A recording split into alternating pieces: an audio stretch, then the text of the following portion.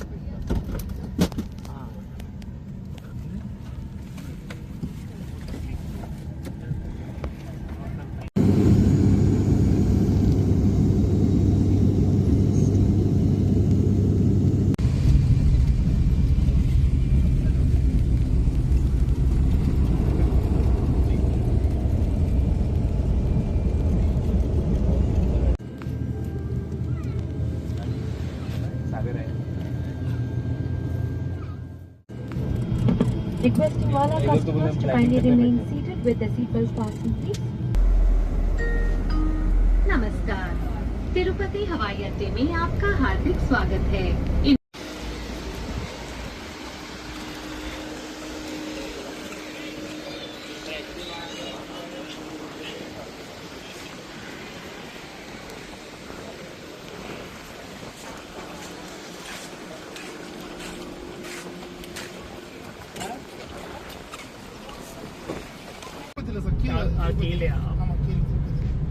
மாதா தேவி அப்படியா கீழே நம்ம திருப்பதிலேருந்து சித்தூர் போகிற ரூட்டில் அப்படியா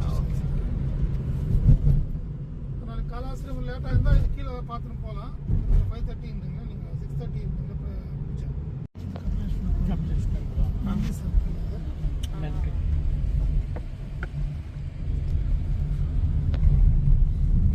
அலிப்பிரி ரோடு அப்படியா தேவஸ்தானம் நடந்து மேலே போகிறேன்னு சொல்லிட்டு அங்கேருந்து நடந்து போவேன் அப்படியா இங்கே இப்போ ஃபர்ஸ்ட் ஸ்டெப் இதுதான் இங்கேயும் ஸ்டார்ட் பண்ணுவோம் மேலே நடந்து வரும் 7 மலையும் நடந்து வரும் அப்படியா 7 மலை நடந்து வந்து ആരെങ്കിലും നടന്നു പോകുമ്പോ 6 hours பிடிக்கும் 6 hours பிடிக்கும் 6 hours. So this is the entry point to the temple premises, and this is where you get your first glimpse of the Sri Venkateswara Temple up at Tirumala. And there's like a screening check post here to check your vehicle and your carry bags, etc. And once the screening is done, then there's this drive up the hill.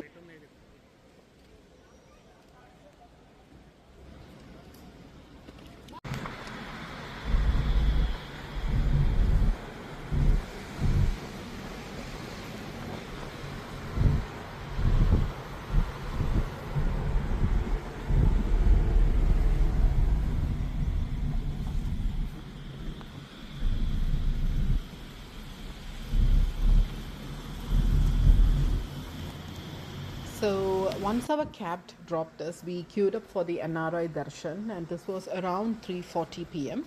and we had to fill up a form with our passport details, etc. And we got the ticket for the NRI darshan issued by around 4 p.m.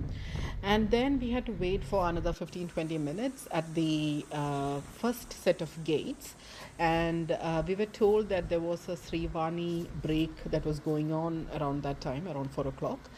So we had to wait for about another 15-20 minutes there until the gates were open, and once the gates were open, then we walked into a set of waiting rooms, and this was around 4:30 p.m. that we arrived at the waiting rooms. And then we were asked to wait in room number 24. And inside the room, there were rows of chairs available to sit while we waited for our turns. And we also noted that the adjacent rooms, which are room 20, 21, 22, 23, they were already full and they were almost brimming with people. And our room to room number 24 also got full in the next, I think, 10 or 20 minutes.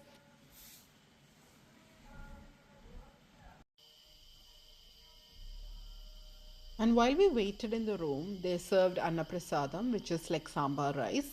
They served it twice, and also they served milk once. And these were all very simple food but delicious. So from around 4:30 p.m. till about 8 p.m. So around 3.5 hours we waited in this room number 24, and when the gates were opened, all the rooms from 20 to 24, the gates for all of these rooms were opened simultaneously. So there was a huge rush of people from all these rooms, then queuing up to walk to the temple.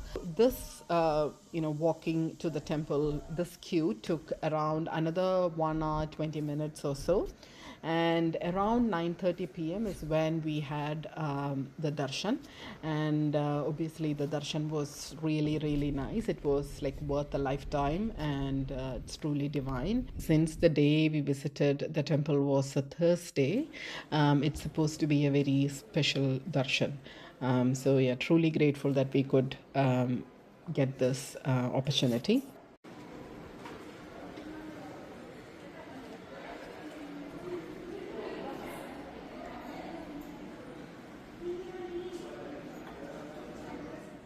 And then the next day we went to Padmavati temple and also Sri Kalahasti temple before going back to Kerala.